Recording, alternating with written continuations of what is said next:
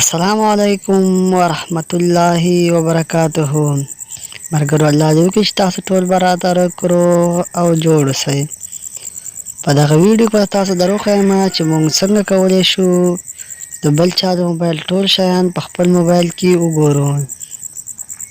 یعنې د هغه د واتس اپ میسجان، د میسنجر میسجان، د موبایل میسجان او همداشان د ګالري ډیټا ټوله په خپل موبایل کې وګورو. نو دوستانو په دواړو موبایلونو کې به تاسو دغه یو اپلیکیشن انسټال کړئ.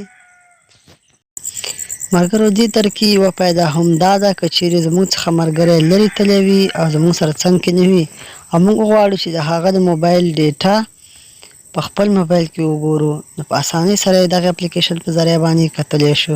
ملګرو ډېره خوندور اپلیکیشن دی. یوه بله فایده دا هم ده که چیرې ستاسو کوم ورور یا کوم بل کوچنی ستاسو غواړئ چې د هغه موبایل وګورئ چې په هغه په وټساپ کې چا سره میسجان کوي، نو په دې طریقې سره تاسو کولی شئ چې معلوم کړئ. نو ملګرو وخت مو نه نیسم، زه د ویډیو په طرف ویډیو شروع کوو.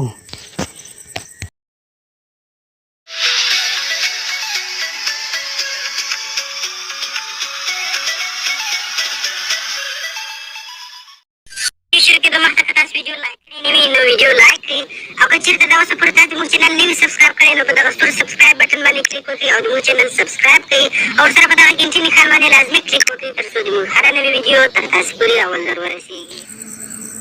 دوستان دې لپاره تاسو لومړی په خپل موبایل کې یو اپلیکیشن انسټال کړئ. د اپلیکیشن لینک ما د ویډیو په ډسکرپشن کې هم درکړی دی او تاسو کولی شئ چې د پلی سټور څخه هم انسټال کړئ.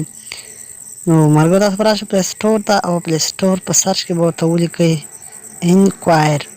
انکوایر یو اپلیکیشن دی، دغه تاسو انسټال کړئ. زه ورته لیکم انکوایر چې ولیکئ او سرچ به کوئ. نو دغه اپلیکیشن دی دوستانو 3.15 د دې ریټ دی. نو دغه اپلیکیشن ما وار تر مخه انسټال کړی. دوستان دغه اپلیکیشن به تاسو په خپل موبایل کې انسټال کړئ.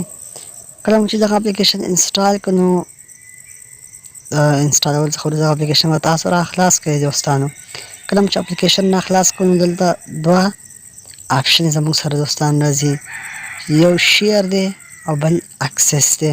تاسو په سکرین باندې دوستان لیدلی شئ یو شیر دی او بل اکسس دی.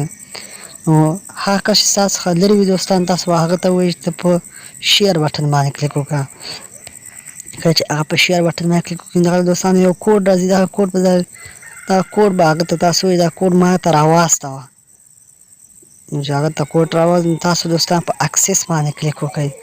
چې په اکسس باندې مو کلیک وکړه دلته به هغه کوډ تاسو ورکړئ ملګرو کوم چې ستاسو ملګري تاسو ته رااستولی دی او په اکسس باندې به کلیک وکړئ. دوستانو تاسو بیا کولی شئ چې د هغه میسنجر میسجان، د واتساپ میسجان ټول په خپل موبایل کې وګورئ. ملګرو که چیرې ویډیو مو خوښه شوې وي نو ویډیو سره حتما لایک کړئ او د خاصه ویډیوګانو لپاره زموږ چینل ضرور سبسکرایب کړئ. میلاویږو په نورو خاصه ویډیوګانو کې. د خدای په امان.